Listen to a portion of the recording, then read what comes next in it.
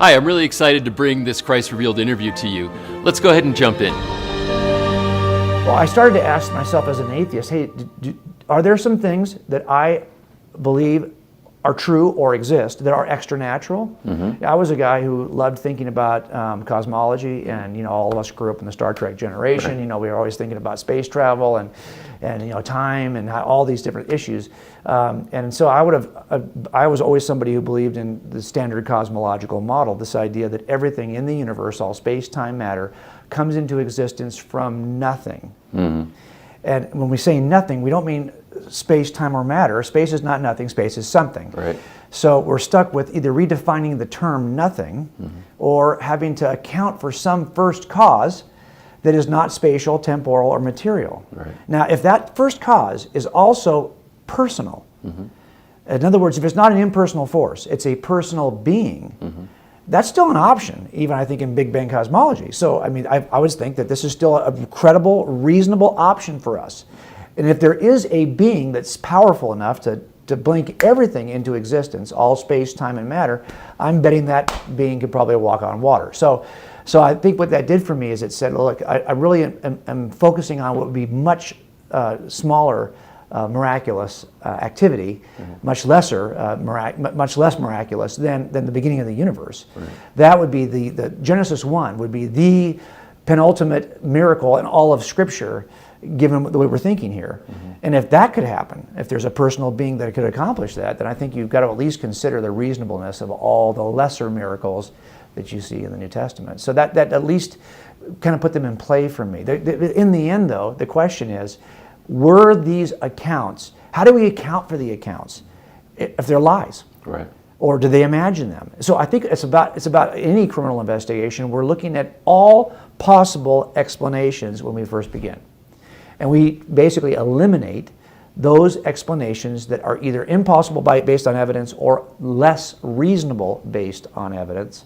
And this is what we do in every crime scene, mm-hmm. in every criminal investigation, in front of every jury. The jury's going to do the same thing. You're going to get a proposal from the prosecuting team and then another alternative explanation from the defense team. And they're going to have to decide which of these two explanations is most reasonable in light of the evidence. That is a process that's actually known as abductive reasoning. Mm-hmm. And so I just applied this to, okay, we've got this claim about Jesus rising from the grave. We've got some bare, minimal pieces of evidence that I think we have to account for. Mm-hmm. It certainly emerges pretty quickly, this idea about the resurrection. We've got what appears to be an empty tomb and no body available. I think that's a reasonable conclusion, given the fact that you could end this entire story mm-hmm. in the first century by simply taking the body of Jesus and displaying it. Mm-hmm. It'd be over. And that never happened. But you could explain that, though, a number of ways. Doesn't mean the resurrection occurred. But you have to explain it. Right. We've also got to account for the eyewitnesses who never recanted during any of this time in the first century. Clearly, the second way to get this to go away quickly, if you're opposed to Christianity, is if you don't show the body of Jesus, well, at least get those people who said they saw him alive to recant. Mm-hmm. And we see this in the second, third, fourth generation of Christians, people who weren't eyewitnesses, mm-hmm. but they were trusting the testimony of eyewitnesses. Right. Some of those people were tortured. And we have people reporting back to the emperor that they successfully got some of these people to recant. Mm-hmm. But you have absolute historical silence about the eyewitnesses ever recanting. Mm-hmm. I can see why somebody who didn't know if it was true or not and was just trusting somebody else's story might want to recant the story under pressure. Right. But the eyewitnesses, we have a collection of martyrdom stories. And even if we don't know that all of those martyrdom stories are necessarily reliable, we do know that we have no record of anyone ever recanting. They went to their graves with this claim. And mm-hmm. so the question we have to ask is, well, does that make it true? No. Mm-hmm. Again, there's ways to explain that. Right. So we're looking at a few facts: the empty tomb, the transformation of the disciples, the fact they never recanted their story. There are a number of simple facts I kind of started to assemble. And they had motive to recant, which is interesting, right? If they're being tortured. They're being tortured, right. And so the question is, what's their motive to... Look, motive comes down to three things. There are only three reasons why anyone mm-hmm. commits a murder. I learned this years ago. Mm-hmm. And it's also the same three reasons why anyone steals something mm-hmm. or commits another kind of crime or lies about anything or anything you've ever done wrong in your life. You only did it for one of three reasons because there's only three motives behind bad behavior. Mm-hmm. And once you know those three motives, it makes it easier to work a homicide. Because I'm not walking into death scenes and going, oh my gosh, there's 1,000 reasons why someone could kill this woman. No, there are only 3 reasons. You find me somebody in one of those categories and we're good to go.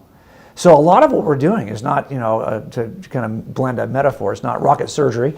It's really straightforward. Right. So it turns out it's pursuit of money, Right. sex or relationships, and power. Those 3 things will motivate people to do things they ought not do. And if you're suggesting a conspiracy came together of a large number of people, well, they've all got to have something in one of those 3 areas. And that's where I found this to be really compelling, in the sense that I could not find motive. So I look at all the ways I could explain the basic facts, right? I think there are like 7 ways to do this. Either the Gospels are true, that's one way to explain it. That's the Christian way to explain it. Right. But I might suggest, well, no, they're lying, or they're hallucinating. Or, he didn't really die on the cross. He was badly beaten. He went unconscious, but it's a resuscitation, not a resurrection. Right. Or an imposter sat in for him. Or this is a late legend of an early version of Jesus that was, twisted over the years until it became the supernatural. There's a number of ways to explain this without affirming the Christian explanation. And as an atheist, I held 1 or 2 of those other 6 explanations. Different ways, alternative ways to explain the minimal facts that we have to explain about this event called the resurrection. Well, look, I asked juries, look through your list of evidences, examine the evidence, compare that evidence to the explanations, and you tell me which is the most reasonable explanation in light of the evidence. So I found myself asking the same question. Okay, here's the evidence. Look through these 6 or 7 explanations. You tell me which is the most. Now remember, every explanation has a strength and has weaknesses. Everyone does, even when you have the truth. Cases in which we've convicted guys who confessed later, our cases had weaknesses in certain areas. We just pushed through. So even when you have the truth, it's going to have something that's going to seem confusing. It always does. So I would say, okay, all of those explanations, I think they all have deal killers. I don't think this is a lie. I think he really did die on the cross. I can go through all that with you, but to be honest, I went through all 6 and got to the last one, which is the Christian explanation. And I said, wow, the Christian explanation does account for the basic facts best. Everything makes sense if it just happened the way it was written. Right. But it has a deal killer for me, a flaw. I thought it was a fatal flaw at the time, and that is that it requires a resurrection. Now, it turns out I have to ask myself, okay, well, what am I really investigating here? I'm investigating whether or not a supernatural event like the resurrection could ever be a reasonable explanation. But I would have said, no, I don't believe in the supernatural. But I'm starting off then with the conclusion when that's the very thing I'm supposed to be investigating. Right. So I said, okay, let's at least suspend your doubt for a second. Let's take a look and compare all these explanations. Every one of those has 3 or 4 problems. This one has 1 problem. And guess what it is? It's my presuppositional bias against the supernatural. In other words, I could remove it. The only thing that's keeping me from it was my presupposition against the supernatural. Now look, when it comes to conspiracy theories, I can tell you 5 or 6 reasons why that just did not happen that way, because I've worked conspiracies. I know how hard they are to pull them off. But when it came to this side, the Christian explanation, it doesn't have any of those kinds of fatal flaws. The only flaw it has is that I don't like supernatural explanations. So it turns out, when I looked at my collection of explanations here, the one that had the least problems was the Christian explanation, and the only problems it had were me.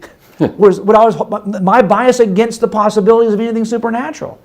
So I knew it was time for me to be really honest, and that's really when I started to ask, well, can I explain everything in the universe with my naturalistic approach? Can I explain, simple things like consciousness, free agency? Can I explain the appearance of fine-tuning in the universe? Can I explain the origin of the universe? Can I explain the appearance of design in biology? Can I explain the beginning of life? Can I explain objective, transcendent moral truths? Can I explain this incredible standard of good by which we call anything evil? I think those are the things that I had to try to explain, given my naturalistic perspective. And it turns out, really, to be honest, the best explanations for those things are also something supernatural. So in the end, it was this cumulative case that started to weigh on me. And I realized that the resurrection really is only out of bounds for me because I chose it to be out of bounds. And if I simply lay that bias down, the New Testament began to open up to me. Thanks so much for joining us for this interview, for taking this Christ Revealed journey with us. Remember, if you haven't already, subscribe. That way you'll get notified about all the new content that's coming down the road. Comment. People want to hear from you, and then maybe you'll encourage somebody else to make a comment. If you did like it so other people know that it's something good for them to watch. And finally, share this. Send links to other people that you know and care about. Costs you nothing but maybe a few seconds of your time, but might have a massive impact on their life. Anyway, really excited to be able to share this information with you. Thanks for tuning in.